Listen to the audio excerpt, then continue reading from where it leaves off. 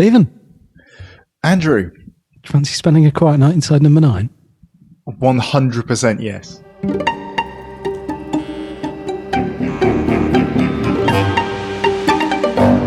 Well done. Thanks, mate.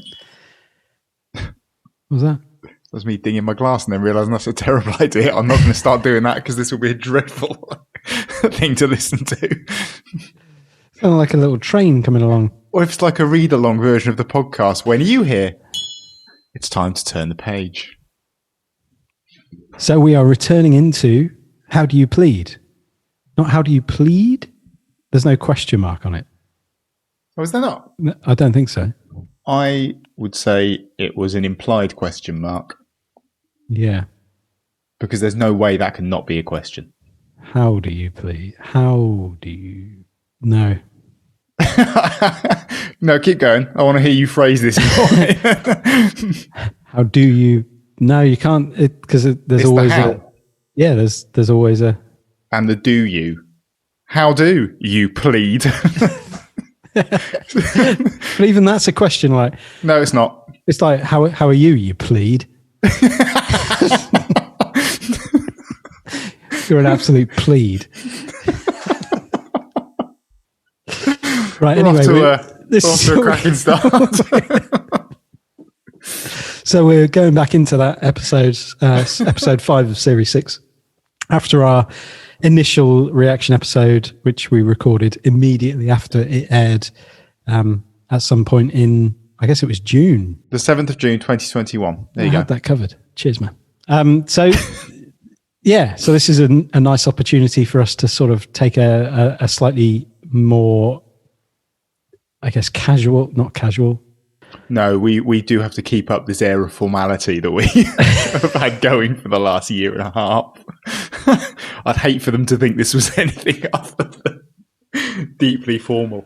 Oh, this is not a great start to a podcast, is it? Look, we're taking a more prepared, less frantic look at how do you plead. Yeah, which is nice. And it was really nice to go back and watch it again with a chance to just take in some more stuff around it. I also wasn't distracted by what I thought might happen. Less worried about looking out for things that might suggest what was going to happen and being distracted by that. Yeah, exactly. And I think, and this episode in particular, I think the misdirection is phenomenal in terms of that. When you're first watching it, where you think it's going, who you think is, weaving like mischief, and I mean it's urban. You think there's so much, and it's one of the things I really noticed was Reese's performance in this is phenomenal in his ability to create a tension and then just release it, almost like cut the thread of the tension with a single look or like a glance or the way that he would say something. Like there's several times where the tension really builds, even without music. And he would just do some like little camp turnaround and everything's like, oh, everything's fine. This is not as sinister as it appeared.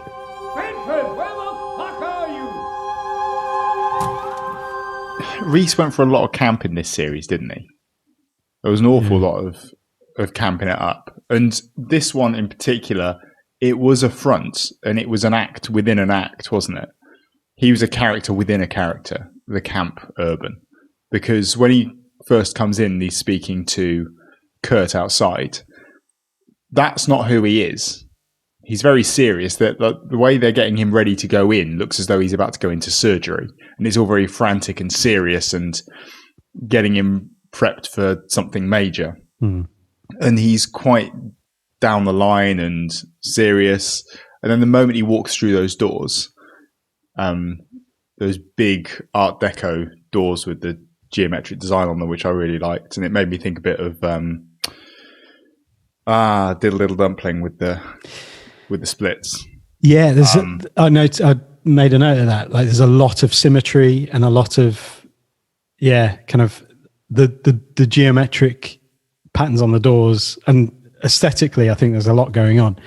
But that made me think, like, there's a maze. It kind of has a maze type. That's true, yeah. Feel to it, and it's like through these doors is something you're going to have to navigate your way through that isn't as it seems. Like, yeah, I think it sets it up perfectly. And as he goes through them, he goes into his nursing character, and his nursing character is camped up, is silly jokes, is poking fun at the patient, but they've got a really nice relationship between them and a really nice dynamic they've built up. Because I guess when you get to that sort of end of life stage and someone is seeing literally everything about you, I guess that happens.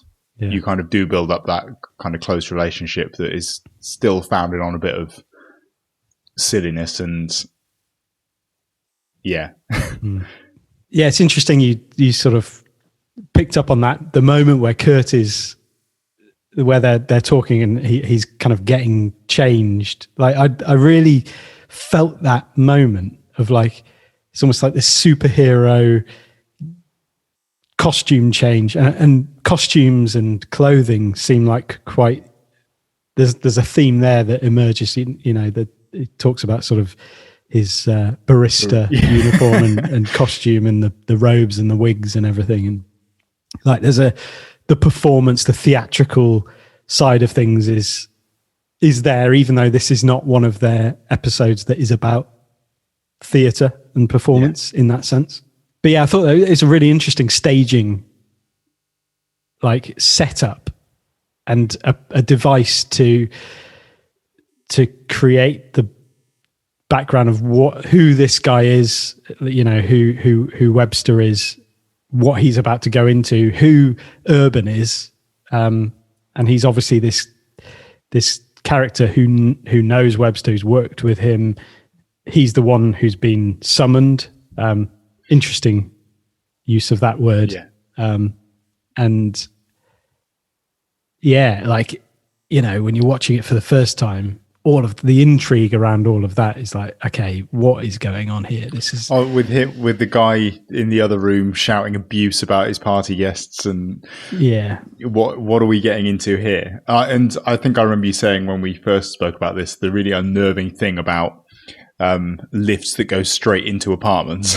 Yes. What is that? Yeah. I was really drawn again with the aesthetics and decoration around the lift. And I don't think I'd notice. Well, it's only within the context of what the episode comes to be about, or the purpose of it in its whole, where the mural on the wall around the lift, and it's the like hands reaching up from hell.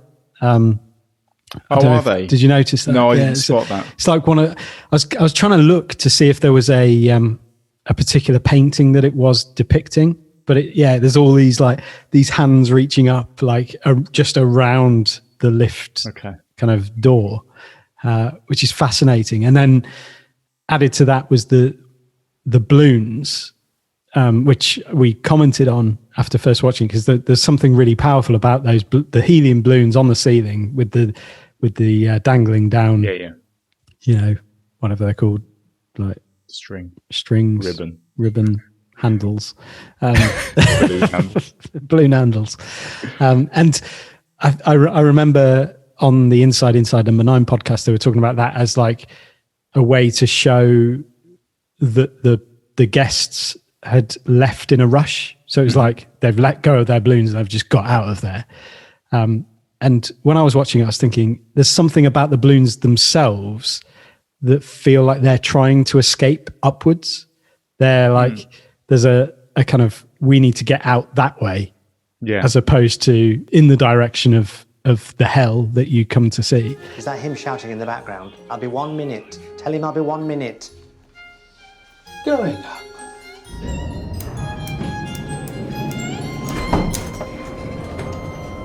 Can't keep away, Mr. Bedford.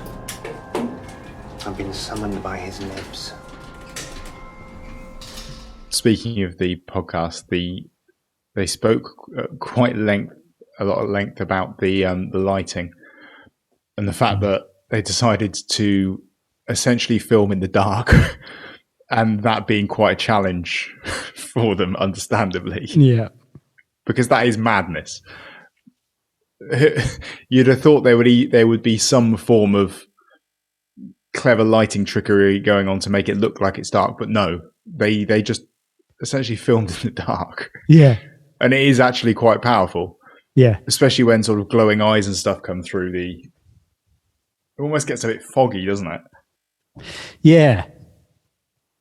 Yeah. At the end, when it's all dark, like there's obviously the candle. The candle's mentioned early on, isn't it? Like he's asked to light a candle for him, and which is mixed with, so like where Curtis is saying he's been asking to see a priest. He's got something he wants to confess. Yeah, he needs to confess something.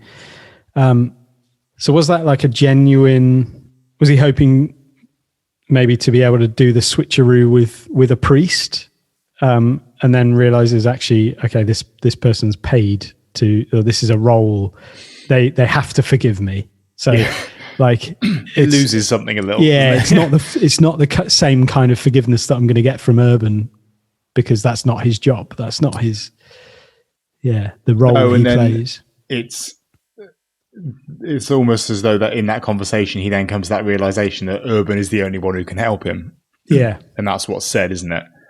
And then thank God for you. Yeah. So he's let him go at lunchtime, because that was the last time he saw him. And then through the afternoon has realized, oh no, I need him back, because he is the only one that can save me. But then, like the vibe of the not being able to remember, is that it? How it sort of comes in and out, doesn't it? It's he knows it's a weight. Is it part of an act to try and bring that forgiveness out of Urban? Because you're right, it is sort of made out that he's kind of slipping in and out of remembering what this thing is that he's so upset by, when in reality he must know all the way through.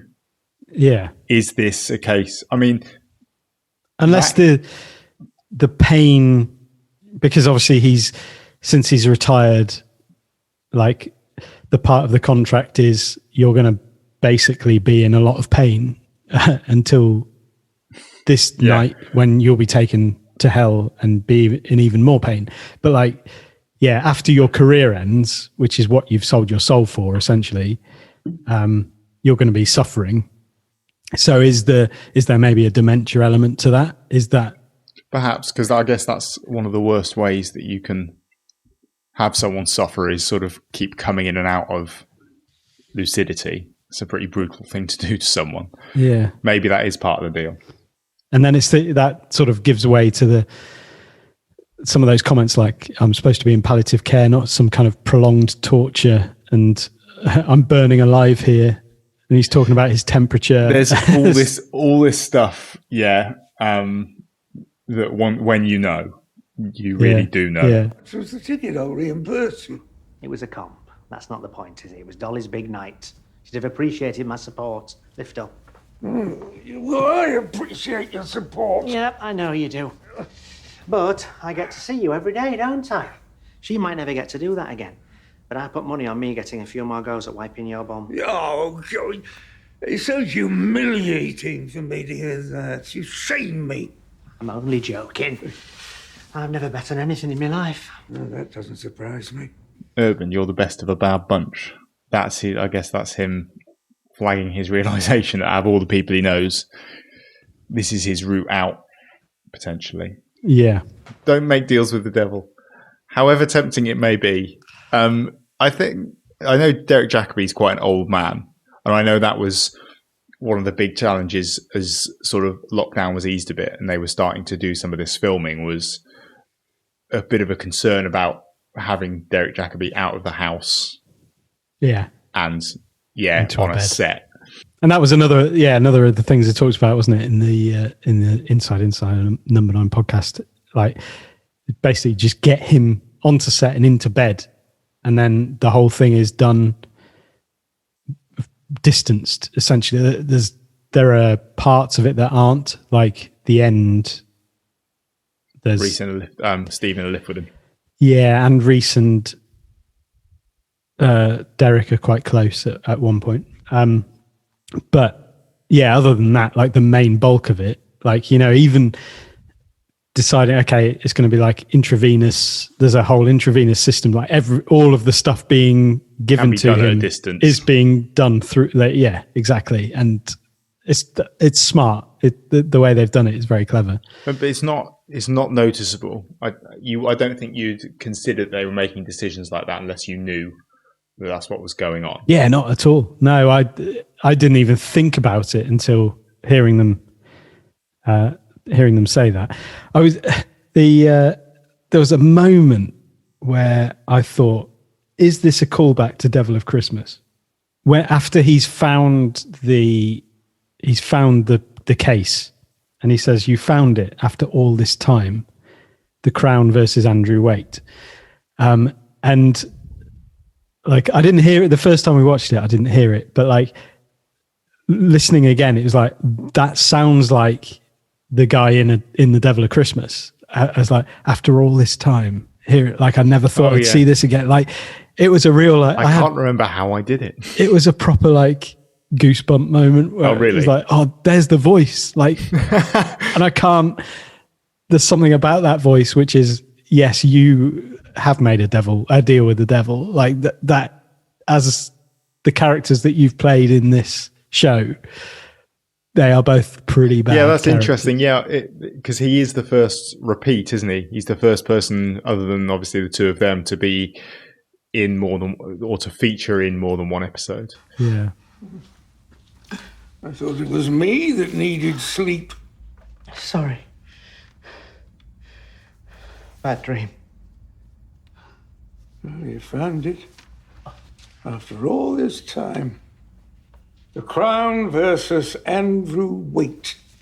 A rather ferrety-looking man, accused of strangling his mistress with a belt. Everyone knew he was guilty. And it looked like another defeat in my dead-end career.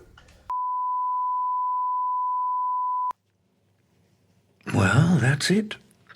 Can't believe it surfaced again after all these years. In its defense, it was one of the better ones, but if only I'd got gum itch.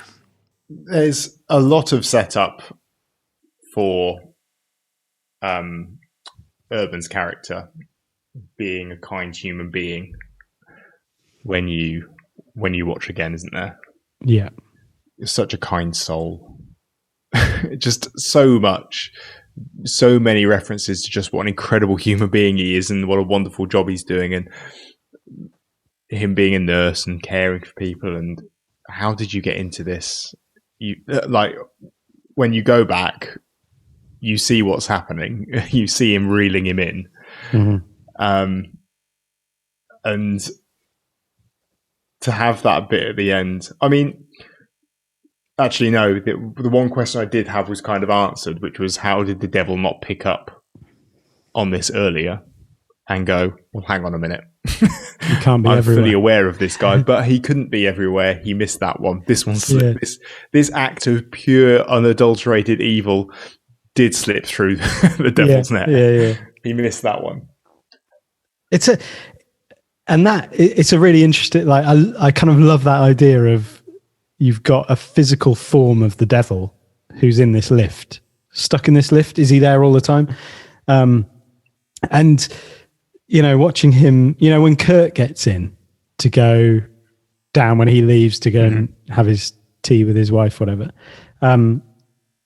His wife's in hell. yeah, maybe she is. And it's, well, at first, when Urban gets in, Steve seems disappointed to be going up. Like there's a sense of like going up. Like, oh, it's a shame we're going up. And then when Kurt gets in, Steve's like going down, but he's got his head down. It's just as if he's asleep. And I was like, I wonder whether there's an element of like, is he somewhere else? He's there in a physical form. Is he sort of off somewhere else in a spiritual plane. Yeah. And then suddenly he's been like brought back to this moment here. Well, I like the idea that this apartment block is actually just every human being on Earth exists somehow within this apartment block, and everyone has their own floor. It's essentially an infinite tower block, with hell right down at the bottom of it. And Steve's just popping up and down, checking in on people, dropping in. It's just like a representation of Earth, but everyone existing in their own little hotel room. Yeah. And he is sorting contracts out like a typical sort of estate agent devil. Has he considered like one of those tube systems running around where people just kind of like, and off it goes? I mean, the speed with which that blood dried was quite impressive, because that was wet blood and copious amounts of it. There was. I've never signed a contract in blood though, so I don't know how long it takes to dry. No, I don't know. I imagine it's longer than it looked in that. It's quite good at clotting up and drying though, isn't it, blood? It does it quite quickly so you don't bleed to death. Yeah. It is. So maybe it's doing a little job there. Yeah, Even maybe. so, you're right. Of all the things. No, I don't know. It's one of the problems of having to fit so much into a 30-minute episode. You can't wait for blood to dry. It was like watching blood dry, the second part of this episode. And actually, if you go back to Once Removed, he didn't wait for the blood to dry, and there was a whole other problem. No, you're right, yeah. So, what have we learnt? Cool back. Yeah, but no, you're right. Like that setup of Urban is this pure. I think we talked about like that the kind of Sergeant Howie figure of the Wicker Man. Like he's being used as the perfect sacrifice. Okay, substitutional atonement for my sin. I can put him in my place. Job done. Perfect. And actually, what I really like about this is the fact that it doesn't come out that Urban is a horrific human being. It's that he's a human being. He's an imperfect human being. Yeah, like who's obviously has a horrific secret from his past that was like, and it haunts him. Like it's not as if he's trying to conceal something that he does in his everyday life now. It's like his whole life has been an effort to atone for this thing that he's realized is horrific. I found it interesting that he decided to share it, or at least share a version of what happened, as though he was also after a certain amount of forgiveness and acceptance as well for doing something. The fact that he kind of censored it was it was almost like he was testing the water with what he was putting out there. And like, here's a version of what happened. Child choked to death in front of me at school. Yeah. He died. But why share a lie if you're going to share it at all? But it is almost like he's just putting it out there for some kind of positive response. Yeah, I'm sure you did everything you could. I'm sure it wasn't. I'm sure you just couldn't have done anything. That's really, really interesting to think that actually, and what this has enabled him to do is actually confess in a sort of almost Catholic manner to use the devil as God to confess his sin to. That's true. And that will be the thing that then frees him from whatever torment because there's so many, like through the kind of language through the beginning as well is all to do with being summoned, can't keep away. There's obligations. There's things he's tied to. Like basically he is not free. Well, no, he said, I'm not such a kind soul. It's a front. I just do nice things to balance it out. And actually it might be this confession to the devil himself that means he is then free and forgiven to live like, how he wants to live. Yeah, which actually the way he's chosen to try and atone for his kind of sin or whatever term you want to use, like is not it's as good as any human can Oh, it's almost a bit of an overcorrection. Yeah, Really. but it's not. But it's not a, like, it feels quite authentic.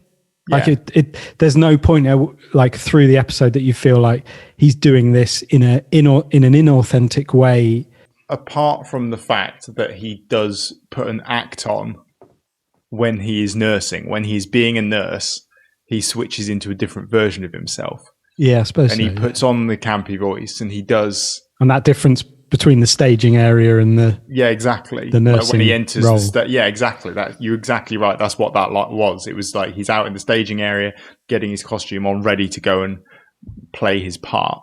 And his part is someone who isn't a school bully that chokes people to death on oranges and cares for people as they take their last dying breath. That's the part he now plays, and it's a part that he's playing to balance out the bad side of him. Yeah. It'll be interesting to see a sequel to this, to see what Urban does next after 5 years of... What's he doing next? Is he free now? He's done. He's atoned. Bank robberies. Yeah, he can go back to killing indiscriminate people. murder. Yeah, it's brilliant. And one of the twists that I like about this, again, is the fact that you think Webster's like this horrific human, but comes across as this horrific human being. You know, you've seen the trope in many different programs over the years, where the person who is horrible and has a really bad first impression, you start to see their human side, and it turns out actually no, they're all right in the end. They're actually really quite a nice person deep down. And one of the twists here is that Webster isn't. That's true. Yeah, you're right. Yeah, he's pretty, like, he's become pretty. Well, like, he's not flagged up necessarily as a particularly unpleasant human being, aside from the fact that he's just a grouchy old man who hates his company. And so when he and Urban are having their sort of more tender, close moments, he's actually coming across as quite a nice old man, really. Yeah. And actually then that does get flipped back on his head at the end when, no. The guy who was shouting abuse at everyone at the beginning is willing to sell this guy who he's acknowledged openly is like a really lovely guy in his mind. Like, that's how he now sees him. He's willing to just, like, at the end of his long life, like however old Webster is, he's willing to sell him down the river. Yeah. Yeah. Because that's the thing. Surely at some point in the seriously not too distant future, he's going to hell. Yeah. Either way, I don't know how long he thinks he's putting this off for. Is he hoping for immortality? And that's one of the broader themes that comes out when Steve's Devil talks about sort of his interaction with clients, and like old clients specify health as that's the most important thing. Whereas younger clients, essentially he's alluding to the fact that in their younger years, people are willing to sell their souls to me for whatever little folly or like whimsical thing, like aspirations of success that might be sort of driving them. And then they suddenly realize how important health is when they get older. And that kind of fits with the line, like, why does anyone do anything? Which I think is almost, it's one of the pivotal lines of the entire episode. And it's like, why did you end up doing this? Webster asks Urban.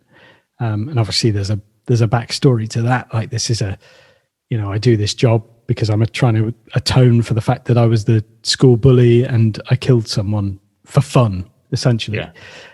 But just that question of why does anyone do anything is I just found that kind of a resonant, ringing question that was like, yeah, why does anyone do anything? Like, what is it that drives our decisions? What is it that drives our ambitions, our aspirations? And what would Especially- it be that leads you to sell your soul to the devil for that promise of success? And then where does that leave you? Like, because this guy is essentially, he's been deserted by all his friends on this night. He's obviously chased them away, but what has he got? Like, what is he surrounded by in that bed other than ill health, grouchiness, and an attentive nurse who's come back from a concerto?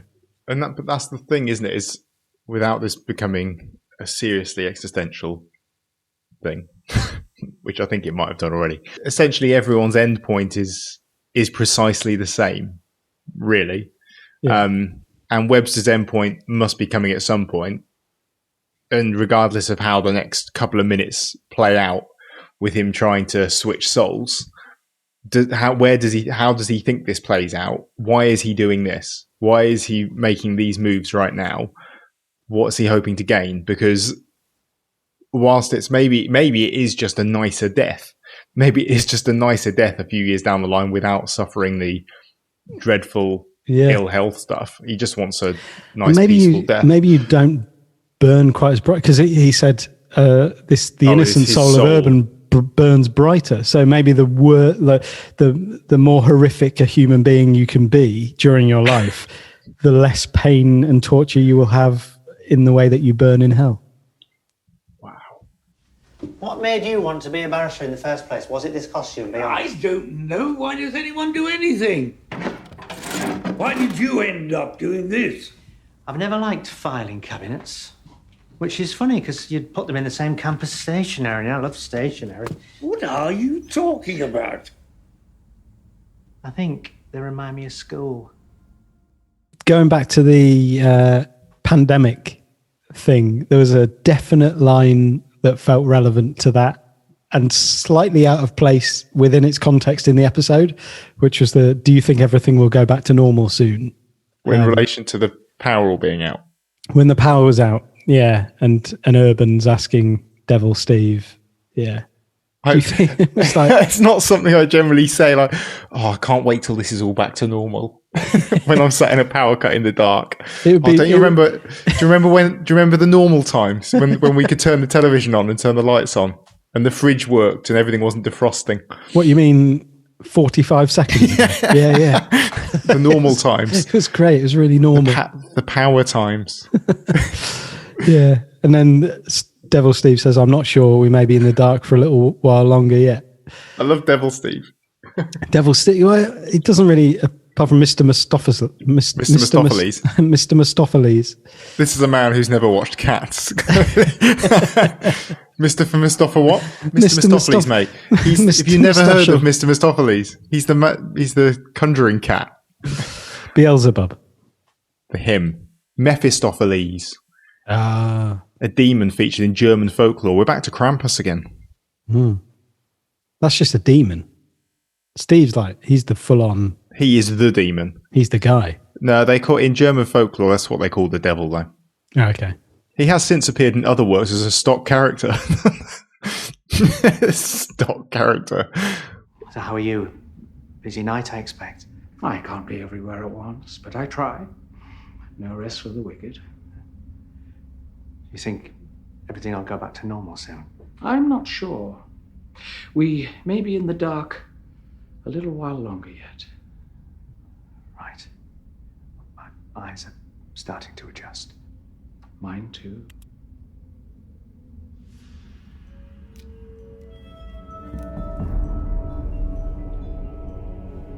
Oh dear. There's loads of stuff that I would love to talk about in relation to this episode, and I'm not sure what's worth kind of delving into. I guess to some degree the kind of misdirection and the going back and watching where you feel like there is a misstep that you're being sort of fed or you're being drawn towards. Mm-hmm. Like one in particular was the fake case. I think that was a significant moment where it's like basically in exchange for half a fentanyl. Okay, I'm going to get Webster kind of giving me his defense for this absurd scenario. But actually, that in itself is like a little microcosm of a deal there to get someone off of something that they have no right to get off with or for, in exchange for something, in this case, a relief from pain. Like he's got form here. Exactly. He's all about the little deals. Yeah, and it's a real like a nod to what is going on in the bigger picture. But the way that you see it is Urban has set this scenario up. He's giving this really strange situation, and then the way that he responds, where it's like, then I'd get you 5 million and 5 million compensation plus costs. And then Urban reacts like, "Oh, get in! The lion roars again!" And it's like Urban is reacting to the fact that it feels like, okay, there's some situation that Urban has personally here. That was where I thought this was. This is where I thought this was headed, was that Urban needed him, or needed his expertise that he was then going to somehow sort of siphon off to get away with something. And I think that's the ultimate misdirection. But I guess that kind of is what happens in the end, because he finally gets away with the murder he committed without being dragged down to hell. He does get away with it. Yeah. And I suppose he might not have ever thought of it as getting away with it, as and he's more looking for being forgiven or redeemed. In some way, like I suppose there is an intrinsic thing there, because it's very weird, like the way that it haunts him, and it haunts him in a way that it would haunt someone for whom it was an accident that they were just part of, and that they were put in a situation that they couldn't save, like that sort of traumatic event where they ended up in a situation where they were trying to save someone from something that they couldn't be saved from. Someone walking in on someone who was dying and they were never going to be able to save them, but they still feel like responsible for it. That's how it's framed the whole way through, and it's not that. He quite callously just killed someone by stuffing an orange in their face until they choked and they died. And it would be interesting to know at what point he became remorseful for that. At what point he looked back on that and reflected on that and went, that was probably a little bit much, wasn't it? Bit much. Bit of an overreaction to. Yeah, and I guess there's a question of, the youth, the kind of guilt of youth, like where the responsibility lays with. Do you know how old he was? Does he talk about? I mean, he was in secondary school and he was just making apple crumble, so I don't imagine particularly old. Like 13, 14, maybe. Yeah. How old were you when you made crumble in home ec? I don't remember making a crumble. Do you not? And it wasn't home economics. It was food tech. Yeah, food tech. Yeah. Because I've always thought home economics would be a really useful thing to have, like in its purest form, like to actually learn about real home economics rather than it being cooking. Like, if more people did that, they might be able to distinguish between actual countrywide economics and home economics, and how those are two very different things. I'd have found it a very useful thing to actually study. But why was it?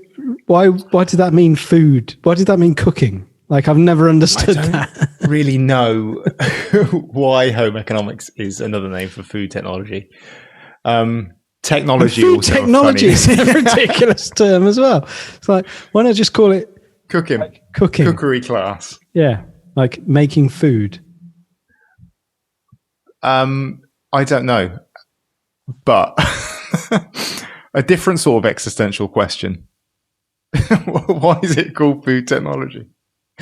I also feel like a bigger deal would have been made if I was found with pith on my hands, standing over. I wonder how that sort of played out.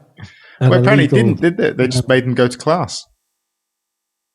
If I were Urban, I would be thrilled that that's as far as... I can't believe they just made us go and make a crumble.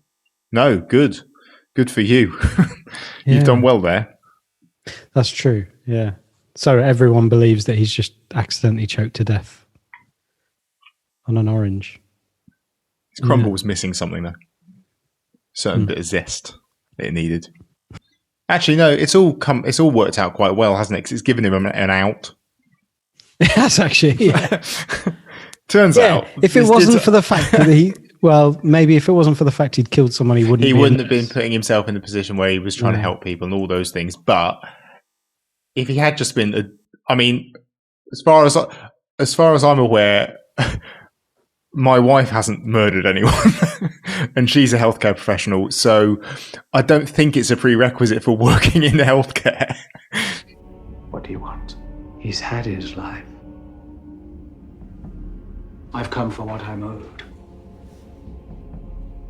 Webster!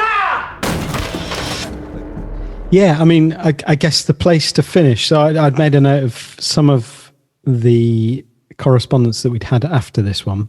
This seemed to be one that sparked a few comments. There was a couple of comments on the YouTube video. Interestingly, so Tiggy Chadwick had got in touch about the concerto, which we've not even mentioned yet. Music hasn't been mentioned yet. No, I don't know how we've managed to not. And we should probably mention music. Music was significant. It was, yeah.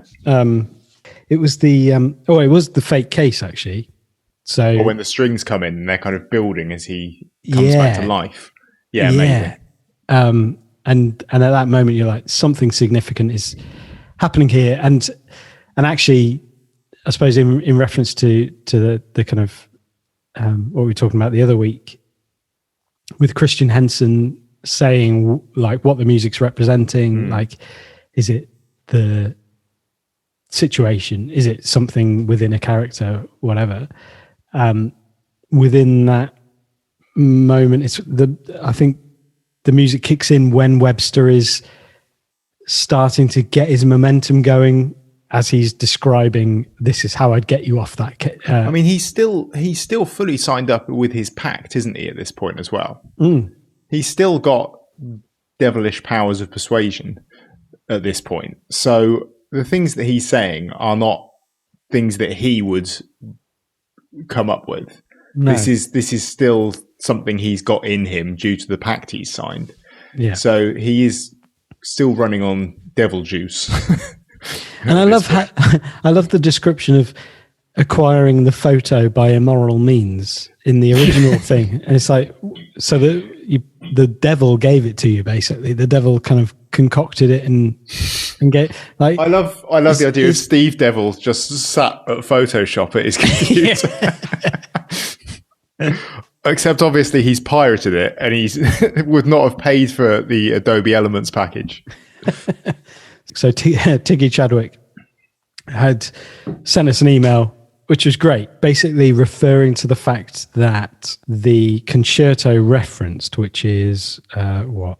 Is it a Mozart one? It's a Mozart one. Concerto in A minor, K622. That's the one. Yeah. And so it was completed just 2 months before his death at 35, which I find ridiculous and quite scary. Yeah. That's worse than watching the Olympics at the moment. Yeah. You get to a certain age, don't you? Where you're he's a veteran. He's 33. What? Tiggy sent us a link to an article talking about this concerto and about the sort of mystery surrounding it. And so Mozart composed the concerto for his friend, who's a fellow Freemason, Anton Stadler. It's reported that Stadler had a special A clarinet that extended below the traditional range. And so just as is standard today, typical A clarinet in 1791 went down to a written low E below middle C, concert C sharp. Stadler's instrument extended down an additional minor third to a written low C, which is a concert A, and it's speculated that Mozart utilized the special low range on Stadler's instrument in the concerto. But then the manuscripts disappeared. They all went the year that he died or the year that he wrote it. And so, yeah, there was all sorts of mysteries left about, like, was that for commercial reasons? Because would it mean they couldn't have played it? Yeah, essentially. It wasn't viable to actually perform at that point until they started making new A clarinets. So there's some sort of mystery surrounding that. And to this day, there's no knowledge of whether, like, because the manuscripts have never been recovered. So this article said it's incumbent upon each player to create their own interpretation and musical and nuances of that concerto. And that is the concerto that is playing during the montage. Okay. I remember we commented on the montage, which was very enjoyable. Oh, because Reese flagged that. With cake. So Reese flagged that that's what he was listening to. Oh, did he? Yeah, so Tiggy attached a picture of a Twist conversation he had with Reese, and Reese flagged that Urban was listening to Mr. Mozart's clarinet concerto in A. I love that. That was the concert he was missing by being there, looking after Webster. Yeah. So it's all those playing lights. and it's nice. Yeah. And Kevin Wetzler, Urban Bedford, clever anagram of burned for bad.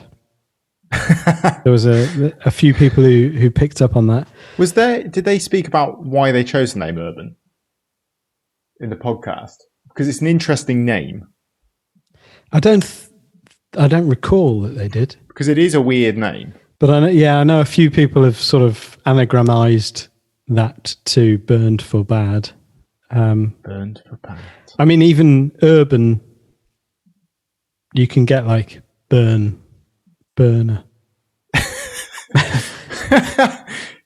There's something about burned for bad that feels a little bit like, I don't know. Reverse engineered. It's stretching something. Like, I don't know. I would prefer that to be a mistake, like a happy coincidence, rather than something that they intended from the outset.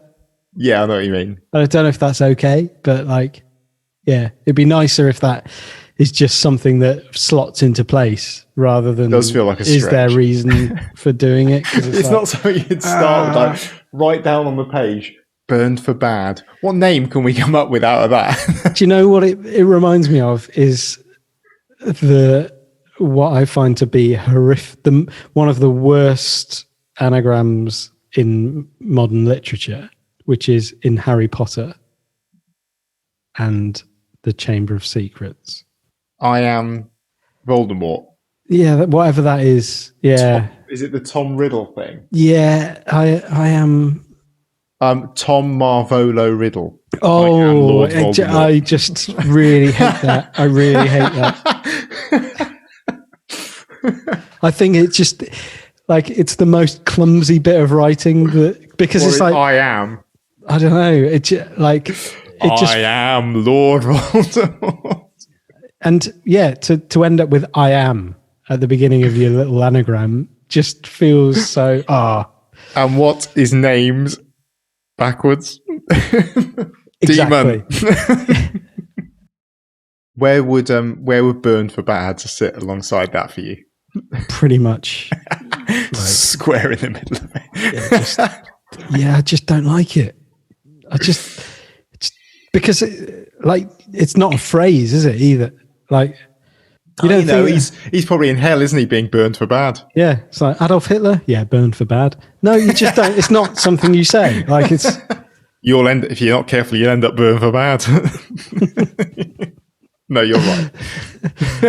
What's that remind me of? I know what you're thinking of, Cool for Cats.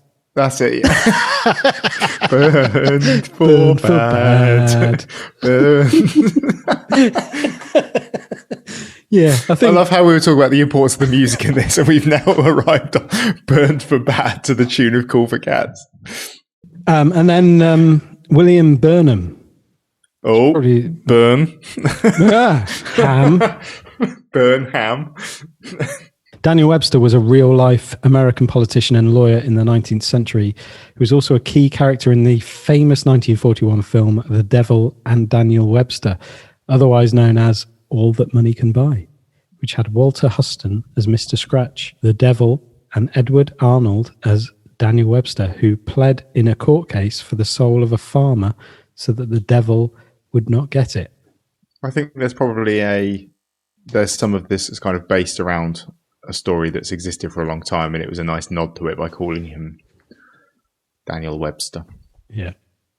William Barnum, also an American politician. So, there you go. As you know, Bedford, illness, proper illness, the dying kind, never occurs to the young. Doesn't exist even. But my older clients all know pain.